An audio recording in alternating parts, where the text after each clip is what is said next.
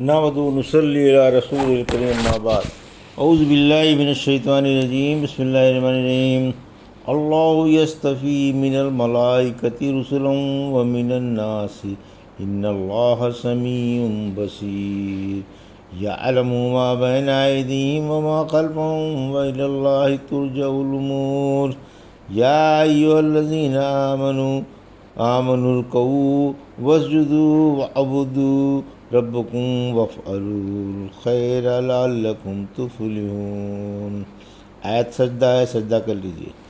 وجاہدوا فی اللہ حق جہادہ هو اجتباکم وما جعل علیکم فی الدین من حرج ملۃ ابیکم ابراہیم هو سماکم المسلمین من قبل وفی ھذا لیکون الرسول شہیدا علیکم وتکونوا شہداء علی الناس فاقیموا الصلاۃ وآتوا الزکاۃ واعتصموا باللہ هو مولاکم فنعم المولا ونعم النصیر۔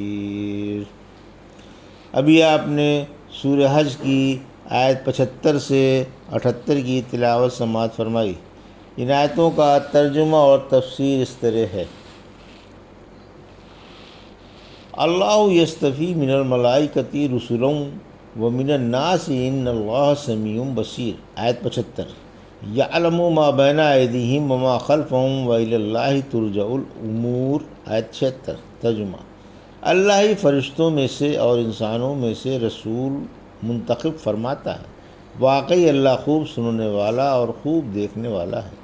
وہ لوگوں کے آئندہ اور گزشتہ احوال سے خوب واقف ہے اور تمام کام اسی کی طرف لوٹتے ہیں۔ یہ تھا ترجمہ سورہ حج کی آیت 75-76 کا تفسیر۔ یعنی اللہ ہی اپنی مقرر کی ہوئی تقدیر کو جاری کرنے کے لیے اور مقرر کردہ شریعت کو رسولوں تک پہنچانے کے لیے فرشتوں میں سے جسے چاہتا ہے رسول منتخب فرما لیتا ہے، اور اپنے احکام لوگوں تک پہنچانے کے لیے لوگوں میں سے جس کو چاہتا ہے چھانٹ لیتا ہے۔ وہ اپنے بندوں کے اقوال بخوبی سنتا ہے، انہیں بخوبی دیکھ رہا ہے اور بخوبی جانتا ہے کہ ان میں سے کون رسالت کا حقدار ہے اور کون نہیں۔ سورہ انعام کی آیت 125 میں فرمایا، اللہ خوب جانتا ہے کہ وہ اپنی رسالت کہاں رکھے۔ آیت 76۔ اللہ اپنے رسولوں کا محافظ ہے، یعنی اسے پیغمبروں کے آگے پیچھے کا بخوبی علم ہے کہ کیا ان تک پہنچا اور انہوں نے کہاں تک تبلیغ کا حق ادا کیا۔ ان کی کوئی بات بھی اس سے چھپی ہوئی نہیں ہے۔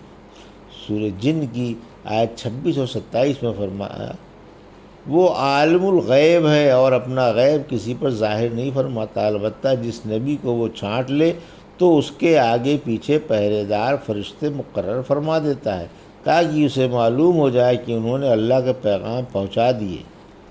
اللہ ان کے تمام احوال گھیرے ہوئے ہے اور اسے ہر چیز کی تعداد معلوم ہے۔ معلوم ہوا کہ اللہ اپنے رسولوں کا نگہبان ہے، انہیں جو کچھ کہا جا رہا ہے اس پر گواہ ہے اور ان کا محافظ و مددگار ہے۔ سورہ مائدہ کی آیت 67 میں فرمایا، اے رسول صلی اللہ علیہ وسلم، آپ پر اللہ کے پاس سے جو کچھ اترا اس کی تبلیغ کیجیے۔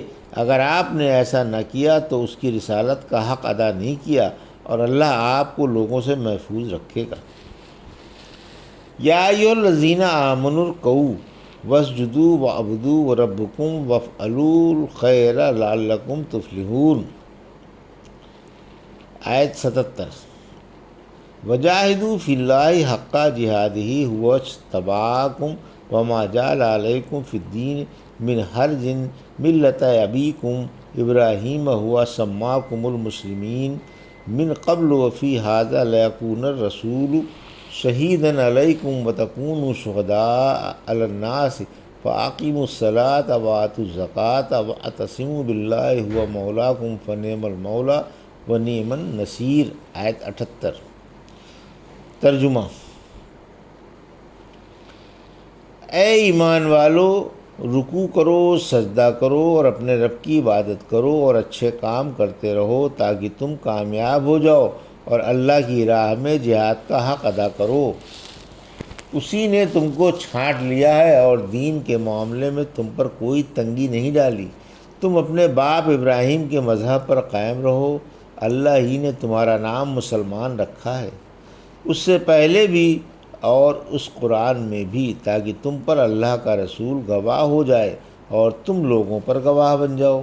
لہٰذا نماز قائم رکھو، زکوٰۃ دو اور اللہ کا دین مضبوط پکڑے رہو، وہی تمہارا کارساز ہے، پھر کیسا اچھا کارساز ہے اور کیا مددگار ہے۔ یہ تھا ترجمہ آیت 77 اور 78 کا تفسیر۔ آیت 77، عقبہ بن عامر والی حدیث بیان کی ہے کہ سورہ حج کے 2 سجدوں کی وجہ سے فوقیت حاصل ہے۔ اگر کوئی 2 سجدے نہ کرے تو وہ یہ سورت نہ پڑھے۔ کامیابی اور خوشحالی کی کنجی نماز پڑھنا، اللہ کی عبادت کرنا اور ہر طرح کی نیکیوں میں مصروف رہنا ہے۔ اللہ کی عبادت ہی میں کامیابی اور ترقی کا راز مضمر ہے۔ کاش مسلمان یہ مقام سمجھ لیں اور سرگرم عمل ہو جائیں۔ آیت 78، اسلام انتہائی آسان دین ہے۔ اللہ کی راہ میں جان سے، مال سے، زبان سے اور تحریر و تقریر سے ہر طرح سے جہاد کرو، یہی جہاد کا حق ہے، یہی جہاد کا حق ادا کرنا ہے۔ فرمایا سورہ آیت 101 میں،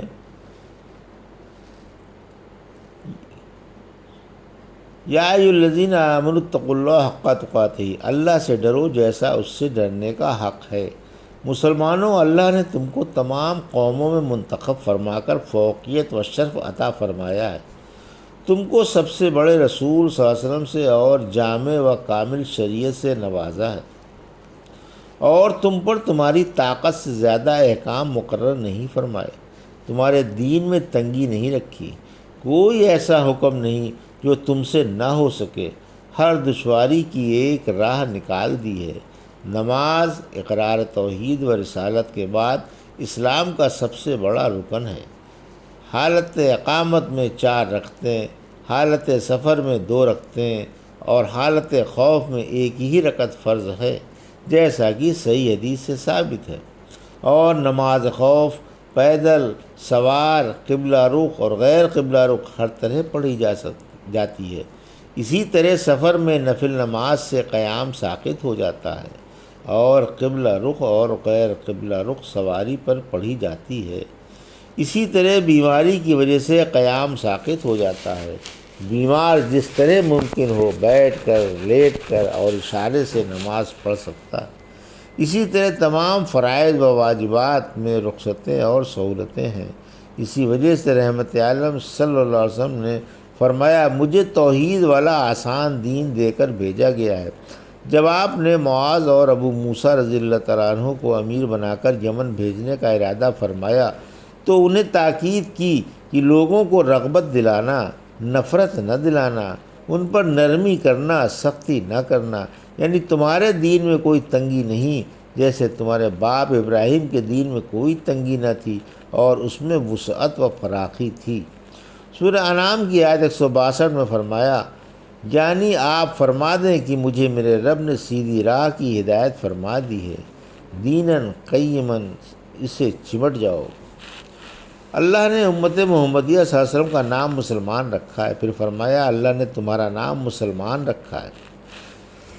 یہ بھی ہو سکتا ہے کہ ابراہیم علیہ السلام نے تمہارا نام مسلمان رکھا ہے، جیسا کہ سورہ بقرہ کی آیت 128 سے معلوم ہوتا ہے، یعنی اے ہمارے رب، ہم دونوں کو اپنا فرما بردار بنا اور ہماری اولاد میں سے بھی اپنی فرما بردار جماعت بنا۔ امت محمدیہ کا ذکر آسمانی کتابوں میں موجود ہے، پھر امت محمدیہ صلی اللہ علیہ وسلم کو اپنا احسان یاد دلایا کہ ان کا ذکر خیر پرانے زمانے میں آسمانی کتابوں میں بھی موجود ہے، جنہیں علماء اور درویش پڑھتے ہیں، اور فرمایا کہ اللہ نے قرآن سے پہلے بھی تمہارا نام مسلمان رکھا، اور اس قرآن میں بھی رحمت عالم صلی اللہ علیہ وسلم نے فرمایا، جس نے اب بھی جاہلیت کا دعویٰ کیا یا اپنے خاندان پر فخر کیا اور دوسرے کو حقیر جانا، وہ جہنم کا ایندھن ہے۔ ایک شخص نے پوچھا اگرچہ وہ نماز پڑھتا ہو اور روزے رکھتا ہو؟ فرمایا ہاں، گو وہ روزے بھی رکھتا ہو اور نماز بھی پڑھتا ہو۔ تم مسلمان کو اللہ کی پکار سے پکارو، اس نے تمہارا نام مسلمان و مومن رکھا ہے، تم بھی اللہ کے بندوں کو مسلمان و مومن کہہ کر پکارو۔ پھر فرمایا کہ اے امت محمدیہ صلی اللہ علیہ وسلم، تم اس نعمت عظمہ کا شکریے میں اللہ کے فرائض ادا کرتے رہو اور حرام کاموں سے بچتے رہو، نماز قائم رکھو اور زکوٰۃ دیتے رہو، جس سے اللہ کی مخلوق کے ساتھ حسن سلوک ہوتا ہے۔ اللہ نے مالداروں پر فرض کر دیا ہے کہ وہ اپنے مال میں سے سالانہ 40واں حصہ نکال کر فقیروں، محتاجوں اور کمزوروں کو دیتے رہے، جیسا کہ سورہ توبہ میں فرمایا ہے کہ اللہ کو مضبوط تھام لو، یعنی اس سے مدد مانگو، اسی پر بھروسہ رکھو، اسی کو اپنی طاقت سمجھو، اسی سے مانگو، وہی تمہارا محافظ و معاون ہے اور وہی تم کو دشمنوں پر غلبہ عطا کرنے والا ہے۔ وہ بڑا ہی اچھا کارساز اور بڑا ہی اچھا مددگار ہے۔ الحمدللہ سورہ حج کی تفسیر مکمل ہوئی۔ ابھی آپ نے سورہ حج کی آیت 75 سے 78 کی کا ترجمہ اور تفسیر سماعت فرمائی۔ بارک اللہ لی و لکم فی القرآن الحکیم و نفعنی وایاکم بآیات الذکر الحکیم۔